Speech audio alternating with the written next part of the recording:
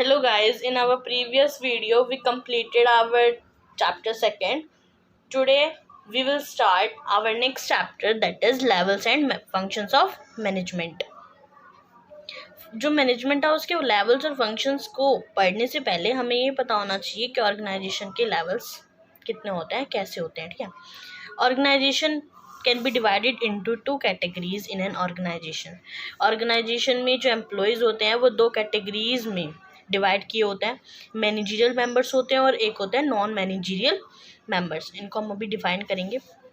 Because of division of employees an organisation can be divided into 2 broad levels. Employees का जो division होता है organisation में 2 categories में, उसकी वजह से जो ऑर्गेनाइजेशन है वो भी 2 ब्रॉड लेवल्स में डिवाइड हो जाती है, मैनेजरियल लेवल्स और non managerial levels. Managerial levels हमारे कौन से होते हैं? लेवल्स ऑफ मैनेजमेंट भी इसको बोल सकते हैं। देन आता है हमारा मैनेजरियल मेंबर्स। मैनेजरियल मेंबर्स हमारे क्या होते हैं? Managerial members are the members who manage some or other person. Managerial members हमारे वो मेंबर्स होते हैं जो मैनेज करते हैं दूसरे लोगों को। ठीक है, जो ऑर्गेनाइजेशन में और एम्प्लॉयज़ होते हैं मैनेजर्स के नीचे, उनको मैनेज करते हैं। That's why these members are called managers. इसीलिए जो ये मेंबर्स होते हैं जो अदर पर्सनस को मैनेज करते हैं, उन्हें क्या कहा जाता है? मैनेजर्स। इस कैटेगरी में हमारा क्या आता है? CEO, chief executive officer.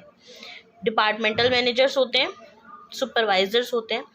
ठीक है, नॉन मैनेजरियल मेंबर्स हमारे क्या होते हैं? Non managerial members are the members who does not manage some or other persons like managers. Managers की तरह जो नॉन मैनेजरियल मेंबर्स होते हैं वो किसी पर्सन्स को, किसी भी एम्प्लॉय को मैनेज नहीं करते। इस कैटेगरी में हमारे वर्कर्स इंक्लूडेड होते हैं। वर्कर्स ऑब्वियसली किसी को मैनेज नहीं करते, बल्कि जो मैनेजर्स होते हैं वो वर्कर्स को मैनेज करते हैं। The place at which such employees work is known as platform area.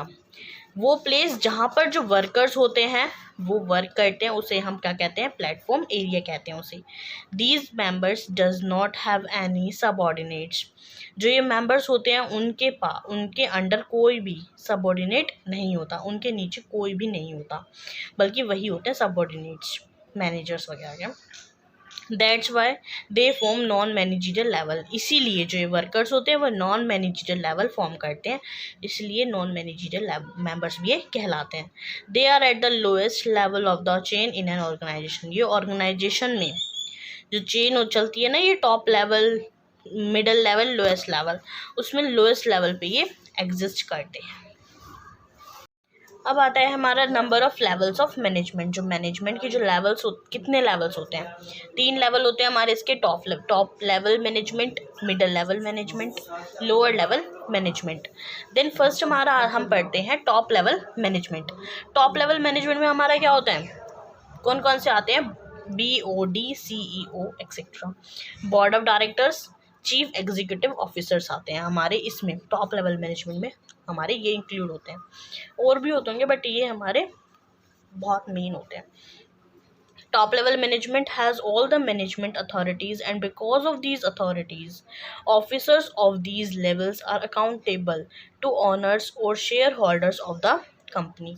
जो टॉप लेवल मैनेजमेंट होते हैं उनके पास सारी मैनेजमेंट अथॉरिटीज़ होती हैं, और इन्हीं मैनेजमेंट अथॉरिटीज़ के होने की वजह से जो ये ऑफिसर्स होते हैं इस लेवल के, वो जवाबदेही किसके होते हैं? किसके प्रति होते हैं? ऑनर्स और शेयर होल्डर्स के प्रति, कंपनी के, जो कंपनी के जिन्होंने शेयर्स वगैरह खरीद रखे हैं, जो ऑनर्स हैं उसके प्रति अगर कोई भी ऑब्जेक्टिव है वो पूरा नहीं कर पाते, कोई भी दिक्कत आती है, तो वो ना तो मिडिल लेवल मैनेजमेंट से कंसल्ट करते हैं, ना ही लोएस्ट लेवल से, बल्कि सीधे किसके पास जाते हैं? बोर्ड ऑफ डायरेक्टर्स या CEO, मतलब टॉप लेवल मैनेजमेंट से वो पूछते हैं। तो जो टॉप लेवल मैनेजमेंट होते हैं वो अकाउंटेबल होते हैं किसके प्रति? ऑनर्स और शेयर होल्डर्स के प्रति। देन आता है हमारा फंक्शंस। क्या आता है टॉप लेवल मैनेजमेंट के? हमारे 6 फंक्शंस हो जाते हैं इसके। डिटरमाइनिंग ऑब्जेक्टिव्स होता है, determining policies, determining activities, assembling resources, controlling the work performance, approving budgets. Then हमारा फर्स्ट आता है डिटरमाइनिंग ऑब्जेक्टिव्स, जो डिटरमाइनिंग ऑब्जेक्टिव्स होते हैं उसमें हमारा क्या होता है, जो टॉप लेवल मैनेजमेंट होते हैं ना, वो ऑर्गेनाइजेशन के लिए ऑब्जेक्टिव सेट करते हैं कि हाँ इस साल हमारी जो सेल होनी चाहिए वो 100 करोड़ तो क्रॉस कर जानी चाहिए बिल्कुल, अगर नहीं होता तो मतलब अचीव करना ही करना है। ठीक है, तो ये ऑब्जेक्टिव सेट करते हैं टॉप लेवल मैनेजमेंट कि इतनी सेल तो हमारी होनी चाहिए, इतनी तो क्रॉस कर जाए पर कम नहीं होनी चाहिए। डिटरमाइनिंग पॉलिसीज़ में हमारा क्या होता है, जो टॉप लेवल मैनेजमेंट होते हैं वो पॉलिसीज़ डिटरमाइन करते हैं कि जो हमने ये ऑब्जेक्टिव रखा है ना कि 100 करोड़ से ज़्यादा सेल होनी चाहिए या 100 करोड़ तो होनी चाहिए, उससे कम नहीं होनी चाहिए, उसके लिए जो पॉलिसीज़ हैं ये बनाते हैं कि ये पॉलिसी बना दी कि जो सेल होगी ना वो सारी कैश में होनी चाहिए, क्रेडिट सेल नहीं होनी चाहिए। ठीक है, जो 100 करोड़ जो सेल होगी वो कैश में होगी, क्रेडिट मिला के नहीं होनी चाहिए, तो ये पॉलिसी बना दी जाती है। देन आता है डिटरमाइनिंग एक्टिविटीज़। एक्टिविटीज़ डिटरमाइन करने का काम भी इन्हीं का होता है कि जैसे जो हमारा ऑब्जेक्टिव हमने रखा है सेल्स का कि इतनी होनी चाहिए, उसके लिए कौन कौन सी एक्टिविटी हमें करनी होगी, जैसे सेल्स करनी होगी, परचेज़ करनी होगी, एडवर्टाइजमेंट करना होगा, रिसर्च, प्रोडक्शन, हर चीज़। फिर आता है हमारा असेंबलिंग रिसोर्सेज है वो असेंबल कराने, मतलब रिसोर्सेज ऑर्गेनाइजेशन में हर वक्त जिनकी ज़रूरत है वो अरेंज कराना। ठीक है, जैसे रॉ मटेरियल चाहिए, फिक्स्ड कैपिटल, मशीनरी वगैरह चाहिए, तो वो चीज़ें ऑर्गेनाइजेशन में जो रिसोर्सेज हैं वो असेंबल कराना, अरेंज कराना। ठीक है, जिससे ऑब्जेक्टिव अचीव करने में दिक्कत ना आए। देन आता है कंट्रोलिंग द वर्क परफॉर्मेंस, जो वर्क परफॉर्मेंस है उसको कंट्रोल करना। ठीक है, जो हमारा ऑब्जेक्टिव उन्हें बनाया उसके रिगार्ड में जो काम करना चाहिए उसको कंट्रोल करना कि स्लो स्पीड से तो काम नहीं हो रहा है, सही स्पीड से होना चाहिए जिससे कि हम अपने ऑब्जेक्टिव को अचीव कर पाएँ। ठीक है, डिज़ायर्ड रिजल्ट्स को ऑब्टेन करने के लिए जो वर्क परफॉर्मेंस है उसको कंट्रोल करते रहना। और ये किससे कंसल्ट करते हैं इसके बारे में, मिडल लेवल मैनेजमेंट से। अप्रूविंग बजट्स में हमारे क्या होते हैं, ये हमारे जो बजट्स होते हैं ना अलग अलग जो मैनेजर्स के एक फाइनल शेप देना, अप्रूवल बजट्स को दी जाती है, जो बजट्स है उसको अप्रूव कराया जाता है, इनकी ये कराते हैं। देन आता है हमारा middle level management. Middle level management में हमारे कौन कौन से आते हैं, डिविजनल हेड्स आते हैं, डिपार्टमेंटल हेड्स आते हैं। फिर आता है जो मिडल लेवल मैनेजमेंट होते हैं वो किस किस के बीच में लाई करते हैं, टॉप लेवल मैनेजमेंट और लोअर लेवल मैनेजमेंट। क्यों, टॉप लेवल मैनेजमेंट तो इनके ऊपर होते हैं, लोअर लेवल मैनेजमेंट हमारे इसके नीचे होते हैं। तो जो मिडिल लेवल मैनेजमेंट है वो टॉप लेवल मैनेजमेंट की बातों को लोअर लेवल मैनेजमेंट तक पहुंचाते हैं। तो ये इन दोनों के बीच की कड़ी होती है, इनके बीच में ये लाइक करते हैं। देन आते हैं हमारा फंक्शंस क्या होते हैं मिडिल लेवल मैनेजमेंट के। ठीक है, फर्स्ट होता है हमारा इंटरप्रेटिंग पॉलिसीज़, सेकेंड होता है अपॉइंटिंग एम्प्लॉयज़। ठीक है, तो इंटरप्रेटिंग पॉलिसीज़ में हमारा क्या होता है, जो पॉलिसीज़ टॉप लेवल मैनेजमेंट में जो मैनेजर्स होते हैं, टॉप लेवल मैनेजर्स होते हैं, वो जो पॉलिसीज़ डिटरमाइन करते हैं उनको इंटरप्रीट करते हैं। मतलब जो ये पॉलिसीज़ जो टॉप लेवल मैनेजमेंट ने फ्रेम की है उसको इंटरप्रीट करते हैं। कैसे करते हैं, जैसे मार्केटिंग मैनेजर है वो अपने सेल्समैन है उसको इंट्रोड्यूस करेगा कि जो सेल्स की पॉलिसी है कंपनी की, जो सेल्स की पॉलिसी बनाई हुई है उसको कैसे करना है। ऐसे कि उसमें कहा है ना कि सारी कैश सेल होनी चाहिए, तो किसी भी हालत में क्रेडिट सेल्स नहीं होनी चाहिए। ये हमारा इस तरह से जो पॉलिसीज है उसको इंटरप्रीट करता है। देन आता है सेकंड पॉइंट, अपॉइंटिंग एम्प्लॉयज़ भी अपॉइंट करता है जो मिडिल लेवल मैनेजमेंट है। ऑब्वियसली इसने तो सारे भाई ऑब्जेक्टिव भी सेट कर दिए, पॉलिसी भी, एक्टिविटी सब कुछ कर दिया, काम कौन करेगा, ये मिडिल लेवल मैनेजमेंट अपॉइंट करेगा एम्प्लॉयज़ को। इसके अंदर हमारे एम्प्लॉयज़ काम नहीं करते, बस ओनली ये एम्प्लॉयज़ को अपॉइंट करता है। तो हर एक जो डिपार्टमेंटल मैनेजर है वो एम्प्लॉयज़ अपॉइंट करता है ताकि जो डिपार्टमेंट की एक्टिविटीज़ हैं वो फुलफ़िल हो सकें और ऑब्जेक्टिव है वो अचीव कर सकें। देन आता है हमारा third point, assigning necessary duties. जो ड्यूटीज़ वगैरह देनी चाहिए काम कंप्लीट कराने के लिए, तो वो सारी ड्यूटीज़ ये असाइन करता है एम्प्लॉयज़ वगैरह को कि तुम्हें ये करना है, तुम्हें क्या क्या करना है, कैसे करना है, और रिसोर्सेज जो अवेलेबल कराने हैं वो अवेलेबल ये कराते हैं ताकि जो काम है वो बिना रुके कंप्लीट हो सके। देन आते हैं मोटिवेटिंग एम्प्लॉयज़। इसमें जो मिडल लेवल मैनेजमेंट होता है, इसके अंदर जो मैनेजर्स होते हैं वो एम्प्लॉयज़ है उसको मोटिवेट करते हैं हर तरह से, ताकि जो काम है वो जल्दी से जल्दी हो सके। मतलब अलग अलग तरीक़ों से समझाते हैं, किसी को किसी तरह से, किसी को किसी तरह से, ताकि वो जो ऑर्गेनाइजेशनल जो ऑब्जेक्टिव्स हैं उनको अचीव कर सके एफिशिएंटली, अच्छे से वो काम कर सकें। Creating cooperation. जो मिडिल लेवल मैनेजमेंट होते हैं वो कॉपरेशन क्रिएट करता है किसके बीच में, अलग अलग डिविजन्स के बीच में।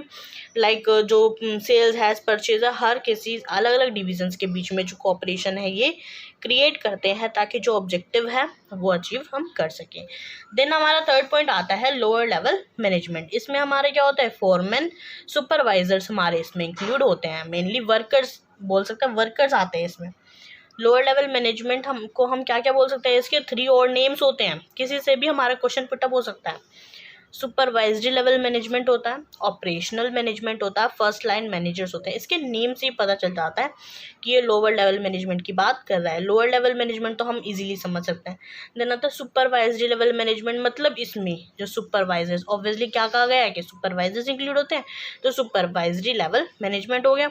ऑपरेशनल मैनेजमेंट क्यों हो गया, क्योंकि इसमें वर्कर्स काम करते हैं, ठीक है, ऑपरेट यहीं होता है और ऑब्जेक्टिव को अचीव ही इसी मैनेजमेंट की वजह से किया जाता है, तो ऑपरेशनल मैनेजमेंट आता है। देन आता है फर्स्ट लाइन मैनेजर्स। इसमें हमारे फर्स्ट लाइन मैनेजर्स बोल सकते हैं, क्यों बोल सकते हैं, क्योंकि हमारे सबसे लोअर पे तो यही होता है फर्स्ट लाइन मैनेजर्स। वो तो टॉप के होते हैं, वो मिडल होते हैं, तो फर्स्ट लाइन मैनेजर्स यही होते हैं। देन आते हैं functions of lower level management. जो लोअर लेवल मैनेजमेंट है उसके फंक्शंस, फर्स्ट आता है हमारा overseeing efforts of actual workforce. Main काम होता है वो यहाँ पर होता है, हमारा जो एक्चुअल वर्कफोर्स है उसके एफर्ट्स को ओवरसीन करना। कैसे, जो लोअर लेवल मैनेजमेंट होते हैं, लोअर लेवल मैनेजर्स होते हैं, वो हमारे जो एक्चुअल वर्कफोर्स मतलब जो वर्कर्स होते हैं वो जो काम कर रहे हैं उनके एफर्ट्स को एक्चुअल यही देखते हैं, ठीक है। देन सेकंड पॉइंट आता है interacting with the actual workforce. जो वर्कर्स हैं उनके साथ इंटरेक्ट यही होते हैं, मतलब जो middle level management, top level management की पॉलिसीज़, ऑब्जेक्टिव्स को इन तक वही पहुंचाते हैं मिडिल लेवल मैनेजमेंट वाले। तो फिर जो ये लोअर लेवल मैनेजमेंट होते हैं वो वर्कर्स को ये इन्फॉर्मेशन देते हैं किसकी, मिडिल लेवल मैनेजमेंट की, ठीक है। देन आता है ensuring quality and minimising wastage. जो लोअर लेवल मैनेजमेंट होते हैं वो क्वालिटी इंश्योर करते हैं कि जो क्वालिटी है प्रोडक्ट की वो अच्छी हो रही है, मतलब कैसी है, ज़्यादा बेकार भी नहीं होनी चाहिए, ज़्यादा हाई फाई भी नहीं होनी चाहिए अकॉर्डिंग टू कॉस्ट।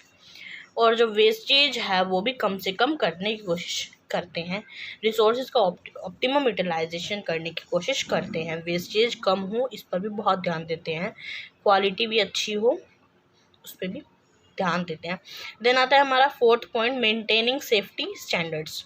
जो सेफ्टी स्टैंडर्ड्स हैं उनको भी मेंटेन करते हैं। कैसे, सुपरवाइजर्स है ना या लोअर लेवल मैनेजमेंट है वो सेफ्टी स्टैंडर्ड्स को भी फॉलो करते हैं ताकि कोई भी नुकसान वगैरह ना हो, क्योंकि वर्कर्स भी काम कर रहे होते हैं।